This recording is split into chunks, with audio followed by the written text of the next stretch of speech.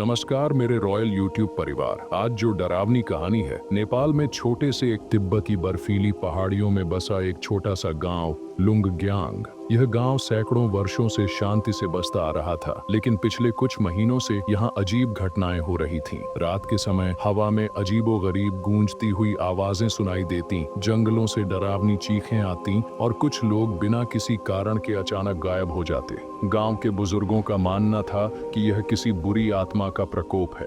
लोग डर के मारे रात में अपने घरों से बाहर नहीं निकलते थे, लेकिन गांव का सरपंच सेरिंग ताशी इस रहस्य से पर्दा उठाना चाहता था। उस रात सेरिंग ताशी ने गांव के कुछ बहादुर नौजवानों को बुलाया और जंगल की ओर जाने का फैसला किया। लेकिन जैसे ही वे जंगल के अंदर बढ़े, वहां का माहौल अचानक ठंडा और भारी हो गया। पेड़ अजीब तरीके से सरसराने लगे और एक अंधेरा उन पर हावी होने लगा। हमें वापस चलना चाहिए, एक युवक ने घबराकर कहा। लेकिन तभी एक काले धुएं जैसी परछाई उनके सामने प्रकट हुई। वह परछाई हवा में तैर रही थी, उसकी आंखें जलते अंगारों की तरह चमक रही थीं, और फिर एक जोरदार चीख के साथ वह परछाई उन पर झपट पड़ी। गांव के लोगों ने जब सुना कि सरपंच और उसके साथी जंगल से लौटकर नहीं आए, तो पूरे गांव में हड़कंप मच गया। डर के कारण कोई भी जंगल जाने की हिम्मत नहीं कर पा रहा था। तभी गांव की सबसे बुजुर्ग महिला आमाला ने कहा, हमें लामा तांत्रिक की सहायता लेनी होगी। लामा तांत्रिक, जो पहाड़ों के पार स्थित एक पुराने मठ में रहते थे, अपने रहस्यमयी तंत्र मंत्र और शक्तियों के लिए प्रसिद्ध थे। लोग कहते थे कि उन्होंने वर्षों तक कठिन साधना की थी और उनके पास अद्भुत दिव्य शक्तियां थीं। गांव के कुछ लोग मठ की ओर चल पड़े। जब वे वहां पहुंचे तो मठ का वातावरण बेहद शांत था। लामा तांत्रिक ध्यानमग्न बैठे थे, लेकिन जैसे ही गांव वालों ने मठ में प्रवेश किया, उन्होंने आंखें खोल दी। मैं जानता था कि तुम लोग आने वाले हो, लामा ने गहरी आवाज में कहा। गांव वालों ने उनसे गांव में हो रही अजीब घटनाओं के बारे में बताया। लामा तांत्रिक ने गंभीरता से कहा, यह कोई साधारण शक्ति नहीं है। यह आत्मा सैकड़ों वर्षों से बंद थी, लेकिन अब कोई इसे मुक्त कर चुका है। गांव वालों ने डरते हुए पूछा, क्या आप इसे रोक सकते हैं? लामा ने गहरी सांस ली और बोले, मुझे इसके लिए गांव आना होगा। यह एक कठिन लड़ाई होगी। लामा तांत्रिक गांव आए और उन्होंने सबसे पहले गांव के चारों ओर एक सुरक्षा चक्र बनाया। उन्होंने गांव वालों से कहा कि वे रात में अपने घरों से बाहर न निकलें। फिर वे उन लोगों के साथ जंगल की ओर बढ़े जिन्होंने रात को परछाई देखी थी। जैसे ही वे जंगल में पहुंचे, अचानक वातावरण में एक अजीब सी ठंडक आ गई। लामा तांत्रिक ने अपने हाथ में एक पवित्र माला ली और कुछ मंत्र पढ़ने लगे। तभी झाड़ियों में हलचल हुई। अचानक वह काली परछाई फिर से प्रकट हुई, लेकिन इस बार वह और भी ज्यादा विशाल और भयानक थी। उसकी आंखें चमक रही थीं और उसकी चीख से पूरी धरती कांपने लगी। लामा तांत्रिक ने जोर से कहा, तुम कौन हो? अपने अस्तित्व का परिचय दो। आत्मा ने गहरी गूंजती हुई आवाज में कहा, मैं वह हूँ जिसे सदियों पहले बंद कर दिया गया था, लेकिन अब मैं लौट आया हूँ। यह गांव अब मेरा होगा। लामा तांत्रिक ने अपनी आंखें बंद की और ध्यान में चले गए। कुछ क्षणों के बाद उन्होंने अपनी आंखें खोलीं और बोले, ये आत्मा कोई और नहीं, बल्कि एक पुराने तांत्रिक की आत्मा है, जिसे कई वर्षों पहले गांव वालों ने मार दिया था। गांव के बुजुर्गों ने कांपते हुए कहा, हाँ, कई साल पहले एक काला जादू करने वाले तांत्रिक को हमने गांव से निकाल दिया था। उसने बदला लेने की कसम खाई थी और अब वह आत्मा बनकर लौट आया है। लामा तांत्रिक ने कहा, हमें इसे वापस बंद करना होगा, वरना यह पूरे गांव को नष्ट कर देगा। लामा तांत्रिक ने अपनी सिद्धि का प्रयोग करते हुए एक यंत्र निकाला, जो शक्तिशाली तंत्र मंत्रों से भरा था। जैसे ही आत्मा ने हमला करने की कोशिश की, लामा तांत्रिक ने मंत्र पढ़ा और यंत्र को हवा में घुमाया। आत्मा तड़पने लगी। उसकी चीखों से पूरा जंगल कांपने लगा, लेकिन लामा तांत्रिक शांत खड़े मंत्र पढ़ते रहे। अंततः एक जोरदार विस्फोट हुआ और आत्मा उस यंत्र में कैद हो गई। लामा तांत्रिक ने गहरी सांस ली और बोले, अब यह आत्मा फिर कभी लौट कर नहीं आएगी। गांव वाले झुककर लामा तांत्रिक को धन्यवाद देने लगे, लेकिन लामा मुस्कुराए और बोले, ध्यान रहे, लालच और बुराई ही विनाश का कारण बनते हैं। सच्चे मार्ग पर चलो, यही सबसे बड़ी सिद्धि है।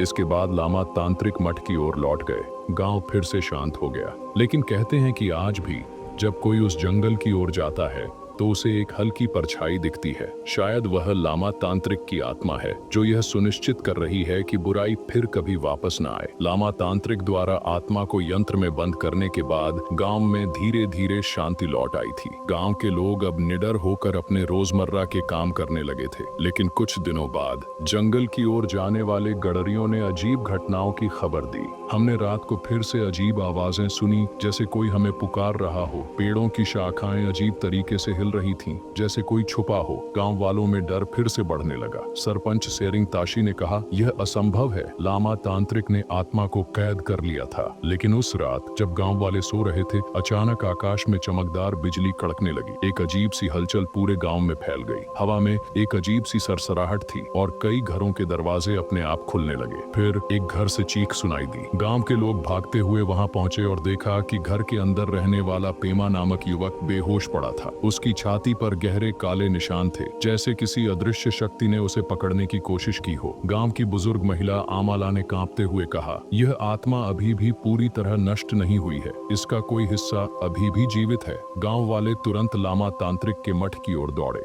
जब वे वहां पहुंचे तो देखा कि लामा पहले से ही ध्यान मग्न बैठे थे, मानो उन्हें सब कुछ पहले से ही ज्ञात हो। उन्होंने आंखें खोली और गंभीर स्वर में कहा, मुझे पहले ही आभास हो गया था, आत्मा पूरी तरह नष्ट नहीं हुई थी। गांव वाले चौंक गए, लेकिन आपने तो उसे यंत्र में बंद कर दिया था। लामा तांत्रिक ने कहा, हाँ, लेकिन आत्मा बहुत शक्तिशाली थी। उसका एक अंश अभी भी कहीं छुपा हुआ था और उसने दोबारा शक्ति प्राप्त कर ली है। उन्होंने आगे कहा, इस आत्मा को पूरी तरह नष्ट करने के लिए हमें उस जगह जाना होगा जहां इसे पहली बार मुक्त किया गया था। गांव के लोगों ने भयभीत होकर पूछा, और वह जगह कौन सी है? लामा तांत्रिक की आंखों में गंभीरता थी। वह जंगल के सबसे गहरे हिस्से में स्थित शापित गुफा। लामा तांत्रिक ने गांव के कुछ बहादुर युवाओं को अपने साथ लिया और रात के अंधेरे में शापित गुफा की ओर बढ़े। जंगल के अंदर घुसते ही माहौल और भी डरावना हो गया। हवा में अजीब गंध थी, पेड़ मानो फुसफुसा रहे थे और दूर से कभी कभी किसी के हंसने की आवाज आती थी। आखिरकार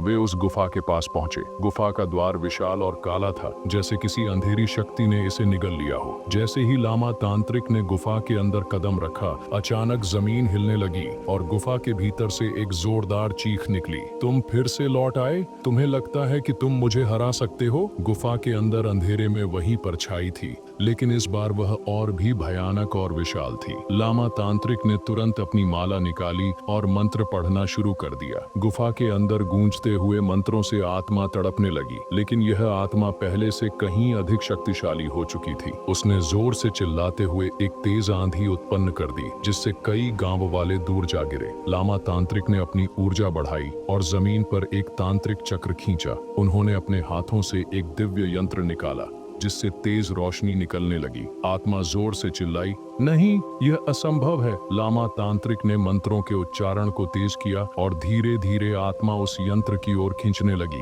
लेकिन तभी आत्मा ने एक आखिरी चाल चली। उसने लामा तांत्रिक पर हमला कर दिया। लामा जमीन पर गिर पड़े, लेकिन उन्होंने अपनी पूरी शक्ति समेटकर आखिरी मंत्र पढ़ा, एयूएम ह्रीं काल रूपाय नमः। यंत्र से एक जोरदार विस्फोट हुआ और आत्मा एक भयंकर चीख के साथ हमेशा के लिए नष्ट हो गई। गुफा में गहरा सन्नाटा छा गया। लामा तांत्रिक गंभीर रूप से घायल हो चुके थे। गांव वाले दौड़कर उनके पास गए। उन्होंने मुस्कुराते हुए कहा, अब बुराई हमेशा के लिए समाप्त हो चुकी है, लेकिन याद रखना, अज्ञानता और लालच ही बुराई को जन्म देते हैं। सच्चाई के मार्ग पर चलो। गांव के लोग उन्हें सम्मान पूर्वक मठ तक ले आए। कुछ दिनों बाद जब गांव के लोग लामा तांत्रिक से मिलने मठ गए तो उन्हें वहां लामा नहीं मिले। उनकी कुटिया खाली थी और केवल उनकी माला रखी हुई थी। लोग कहते हैं कि लामा तांत्रिक अपने अंतिम ध्यान में लीन हो गए थे और अंततः इस संसार से मोक्ष प्राप्त कर लिया था। लेकिन आज भी जब कोई उस जंगल में जाता है तो उसे हवा में हल्की सी घंटियों की आवाज सुनाई देती है। शायद यह संकेत है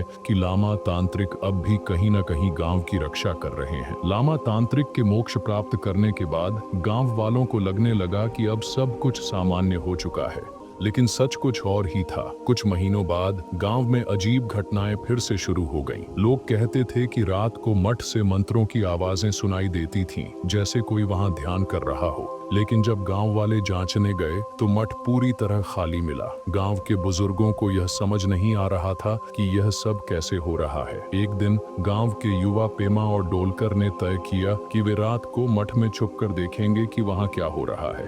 रात होते ही दोनों चुपचाप मठ में दाखिल हुए और एक कोने में छुप गए। अंधेरे में केवल हवा की आवाज थी, लेकिन आधी रात के करीब अचानक ही एक हल्की सी घंटियों की गूंज सुनाई देने लगी और फिर मठ के अंदर दियों की लौ बिना किसी हवा के अपने आप हिलने लगी। पेमा और डोलकर ने एक दूसरे की ओर भयभीत निगाहों से देखा। तभी मठ के भीतर एक आकृति प्रकट हुई। किसी साधु जैसी, लेकिन उसका चेहरा धुंधला था। कौन है वहां? पेमा ने कांपती आवाज में पूछा। आकृति धीरे धीरे आगे बढ़ी और गहरी गूंजती आवाज में बोली, मैं लामा तांत्रिक हूँ, लेकिन मैं अब पूरी तरह मुक्त नहीं हूँ। पेमा और डोलकर भय से कांप उठे। आकृति ने आगे कहा, जब मैंने उस आत्मा को नष्ट किया तो उसकी कुछ शक्ति गुफा में रह गई थी। अब वह शक्ति धीरे धीरे जाग रही है और इसे रोकने के लिए तुम्हें मेरी सहायता करनी होगी। पेमा ने घबरा कर पूछा, लेकिन हम कैसे मदद कर सकते हैं? लामा तांत्रिक ने कहा, तुम्हें गुफा में फिर से जाना होगा और वहां बचे हुए दुष्ट ऊर्जा को नष्ट करना होगा, लेकिन याद रखो यह आसान नहीं होगा। डोलकर ने साहस दिखाते हुए कहा, हम तैयार हैं। लामा तांत्रिक ने अपनी माला से एक छोटा यंत्र निकाला और पेमा को दिया। इस यंत्र को गुफा के सबसे गहरे कोने में रखना और मंत्र पढ़ना, यह वहां की बची हुई नकारात्मक शक्ति को सोख लेगा। पेमा और डोलकर ने सहमति में सिर हिलाया और गुफा की ओर निकल पड़े। रात घनी हो चुकी थी और जंगल पहले से भी ज्यादा भयावह लग रहा था। हर ओर अजीब सी आवाजें आ रही थीं, जैसे कोई छुपकर उन्हें देख रहा हो। गुफा के करीब पहुंचते ही ठंडी हवा का झोंका आया और उनके सामने अंधेरा छा गया। जैसे ही वे अंदर घुसे, जमीन कांपने लगी। गुफा के दीवारों से अजीबोगरीब परछाइयां निकलने लगी। डोलकर ने हिम्मत जुटाकर यंत्र को गुफा के भीतर स्थापित करने की कोशिश की, लेकिन तभी एक काली आकृति अचानक उनके सामने आ गई। तुम दोबारा यहाँ आए? आवाज इतनी डरावनी थी कि पेमा और डोलकर के शरीर सुन्न पड़ गए। तभी लामा तांत्रिक की आवाज हवा में गूंजी, डरो मत, मंत्र पढ़ो और यंत्र स्थापित करो। दोनों ने कांपते हुए एयूएम ह्रीं काल रूपाय नमः का जाप करना शुरू किया। अचानक गुफा में एक भयंकर तूफान उठा और परछाइयां कराहने लगीं। पेमा ने हिम्मत जुटाकर यंत्र को जमीन पर रख दिया। तभी पूरी गुफा एक भयानक चीख के साथ जलने लगी और वह काली शक्ति हमेशा के लिए समाप्त हो गई। गांव लौटने के बाद पेमा और डोलकर ने मठ जाकर लामा तांत्रिक के बारे में पूछा, लेकिन वहां किसी ने उन्हें नहीं देखा था। जब उन्होंने मठ के मुख्य कक्ष में जाकर देखा तो वहां लामा तांत्रिक की माला रखी थी और उस पर हल्की रोशनी थी। तभी हवा में उनकी आवाज गूंजी, अब मेरा काम पूरा हुआ, मैं अब इस संसार से मुक्त हो गया हूँ। गांव वालों ने मठ की ओर देखा और श्रद्धा से सिर झुका दिया। कहते हैं कि आज भी जब कोई गांव की रक्षा के लिए सच्चे मन से प्रार्थना करता है तो लामा तांत्रिक की अदृश्य शक्ति उनकी सहायता के लिए प्रकट होती है। गुफा में बची हुई नकारात्मक शक्ति के नष्ट होने के बाद गांव में शांति लौट आई, लेकिन पेमा और डोलकर के मन में अब भी एक सवाल था, लामा तांत्रिक का वास्तविक स्वरूप क्या था? वे मठ में गए जहां उन्होंने लामा तांत्रिक की माला देखी थी, लेकिन अब वहां माला भी नहीं थी। क्या लामा सचमुच मोक्ष प्राप्त कर चुके हैं या उनका कोई और रहस्य था? मठ के एक कोने में उन्हें एक पुराना ग्रंथ मिला जो धूल से ढका हुआ था।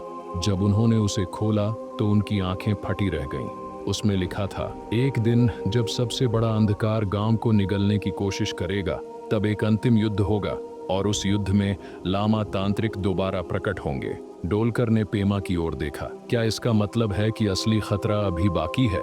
ग्रंथ के अगले पृष्ठ में एक शापित मंदिर का जिक्र था जो गांव से बहुत दूर एक पहाड़ की चोटी पर स्थित था।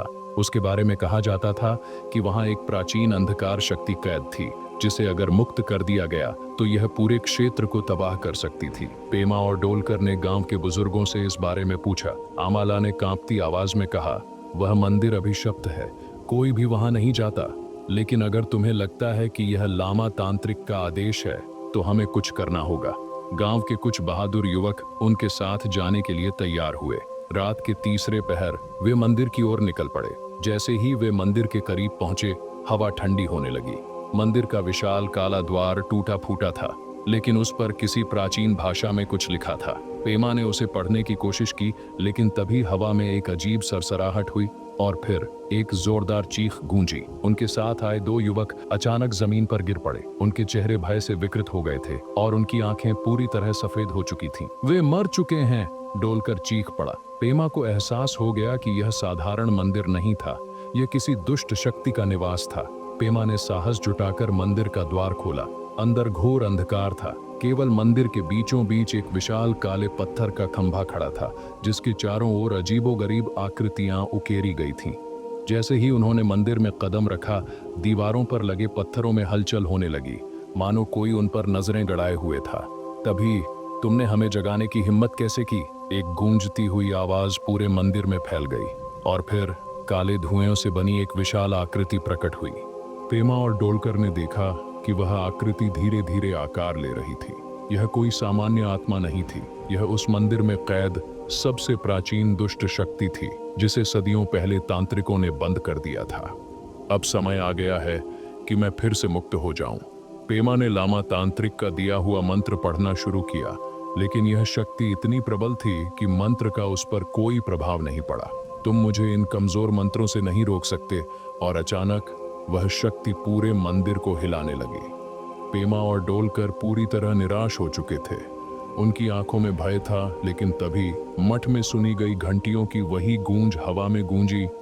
एक दिव्य प्रकाश मंदिर के द्वार पर चमका और फिर लामा तांत्रिक की आत्मा प्रकट हुई। तुम अब भी सोचते हो कि अंधकार हमेशा विजयी रहेगा? लामा तांत्रिक ने अपनी माला उठाई और एक मंत्र पढ़ा, जिससे मंदिर में भयानक विस्फोट हुआ। पेमा और डोलकर ने देखा कि काले धुएं की आकृति दर्द से चिल्ला रही थी। लामा तांत्रिक ने दिव्य अग्नि उत्पन्न की और उसे काले पत्थर के खंभे पर छोड़ दिया। तभी पूरी शक्ति जलकर राख हो गई। जब मंदिर का अंधकार नष्ट हो गया तो अचानक सब कुछ शांत हो गया। लामा तांत्रिक की आत्मा धीरे धीरे मिटने लगी। पेमा ने भावुक होकर पूछा, क्या अब आप हमेशा के लिए चले जाएंगे? लामा मुस्कुराए, हाँ, अब मेरा कार्य पूरा हो चुका है। लेकिन याद रखना, बुराई कभी खत्म नहीं होती, इसे हर बार नष्ट करना पड़ता है। उनकी आत्मा एक हल्की रोशनी में बदल गई और धीरे धीरे आकाश में विलीन हो गई। गांव हमेशा के लिए सुरक्षित हो चुका था। और कहते हैं, अगर कोई इस मठ में सच्चे मन से प्रार्थना करता है तो उसे घंटियों की गूंज में लामा तांत्रिक का आशीर्वाद मिलता है। लामा तांत्रिक की आत्मा के मोक्ष प्राप्त करने के बाद गांव में धीरे धीरे सामान्य स्थिति लौटने लगी। लेकिन पेमा और डोलकर अब भी बेचैन थे। गांव के बुजुर्गों का मानना था कि अंधकार नष्ट हो चुका है, लेकिन पेमा को बार बार अजीब सपने आने लगे। सपनों में वह खुद को एक घने जंगल में खड़ा पाता, जहां चारों ओर गहरी धुंध थी। अचानक धुंध में से वही काली परछाई निकलती जो मंदिर में थी और एक डरावनी आवाज कहती, तुमने सोचा कि यह खत्म हो गया? नहीं, यह तो बस शुरुआत है। पेमा की नींद अचानक खुल जाती। उसका शरीर पसीने से भीगा होता और दिल जोर जोर से धड़क रहा होता। क्या वाकई अंधकार पूरी तरह नष्ट नहीं हुआ था? पेमा और डोलकर ने तय किया कि वे मठ में जाकर लामा तांत्रिक के शिष्यों से बात करेंगे। जब वे मठ पहुंचे तो वहां के वरिष्ठ भिक्षु ग्यालसेन रिनपोछे ने उन्हें बताया कि लामा तांत्रिक के जाने से पहले उन्होंने एक रहस्यमयी कोठरी को सील कर दिया था। उन्होंने कहा था कि जब सही समय आएगा तो इसे खोला जाएगा। पेमा और डोलकर को लगने लगा कि शायद यह समय अब आ गया था। ग्यालसेन रिनपोछे उन्हें मठ के नीचे बने एक गुप्त तहखाने में ले गए। दीवारों पर तांत्रिक चित्र उकेरे गए थे और तहखाने के अंत में एक भारी लकड़ी का दरवाजा था, जिस पर तांत्रिक यंत्र चिपके हुए थे। लामा तांत्रिक ने इसे अपनी शक्ति से बंद किया था, ग्यालसेन ने कहा। लेकिन अगर तुम्हें सपने आ रहे हैं तो हमें इसे खोलना ही होगा। पेमा और डोलकर ने मंत्र पढ़ते हुए धीरे धीरे दरवाजा खोला। दरवाजा खुलते ही ठंडी हवा का एक झोंका आया। अंदर एक छोटा सा कमरा था, जिसमें एक पत्थर का सिंहासन रखा था और उस सिंहासन पर एक कंकाल बैठा था। यह कौन है? डोलकर ने कांपते हुए पूछा। ग्यालसेन रिनपोछे ने गहरी सांस ली और कहा, यह लामा तांत्रिक के पहले गुरु थे, लेकिन वे पूरी तरह मोक्ष प्राप्त नहीं कर पाए थे। सिंहासन के चारों ओर कुछ शिलालेख थे, जिन पर लिखा था, जब यह कंकाल जागेगा तब अंधकार की दूसरी शक्ति इस संसार में लौट आएगी। तभी बिना किसी हवा के कंकाल की आंखों में हल्की लाल चमक आई। पेमा और डोलकर पीछे हट गए। ग्यालसेन रिनपोछे ने तुरंत मंत्र पढ़ने शुरू किए, लेकिन कुछ भी नहीं हुआ। तभी कंकाल की हड्डियां धीरे धीरे जुड़ने लगीं। उसके चारों ओर काला धुआं फैलने लगा और वह सिंहासन से उठ खड़ा हुआ। तुम्हें लगा कि लामा तांत्रिक ने अंधकार को खत्म कर दिया? नहीं, उन्होंने सिर्फ पहले भाग को हराया था। पेमा की रीढ़ में सिहरन दौड़ गई। अब क्या होगा? ग्यालसेन रिनपोछे ने कहा, हमें इसे रोकने के लिए अंतिम समाधि का प्रयोग करना होगा। लेकिन तभी कंकाल ने अपने हाथ उठाए और पूरा कमरा हिलने लगा। अब कोई नहीं बचेगा। तभी हवा में फिर से घंटियों की गूंज हुई और अचानक एक दिव्य प्रकाश प्रकट हुआ। वह लामा तांत्रिक की आत्मा थी। अंधकार ने सोचा कि वह लौट सकता है, लेकिन यह उसका भ्रम है। लामा तांत्रिक ने अपनी शक्ति से पूरे कमरे को घेर लिया, लेकिन यह कंकाल बहुत शक्तिशाली था। पेमा को अचानक वह ग्रंथ याद आया जो उसने मठ में पढ़ा था। उसमें लिखा था, केवल सबसे शुद्ध आत्मा ही अंधकार का अंत कर सकती है। पेमा ने तुरंत मंत्र पढ़ना शुरू किया और धीरे धीरे कमरे में रोशनी बढ़ने लगी। कंकाल दर्द से चिल्लाया और उसने अपनी पूरी शक्ति से हमला किया, लेकिन लामा तांत्रिक और पेमा की ऊर्जा ने उसे रोक दिया। ग्यालसेन रिनपोछे ने अंतिम मंत्र पढ़ा और एक जबरदस्त विस्फोट हुआ। जब धुआं छौटा तो कंकाल पूरी तरह जल चुका था। पेमा, डोलकर और ग्यालसेन ने मठ में जाकर प्रार्थना की। तभी हवा में घंटियों की गूंज सुनाई दी और एक शांतिपूर्ण आवाज आई, अब तुम मेरी विरासत को संभालने के लिए तैयार हो पेमा। पेमा ने सिर झुकाया। अब वह केवल गांव का रक्षक नहीं था, वह अब लामा तांत्रिक की परंपरा को आगे बढ़ाने वाला बन चुका था।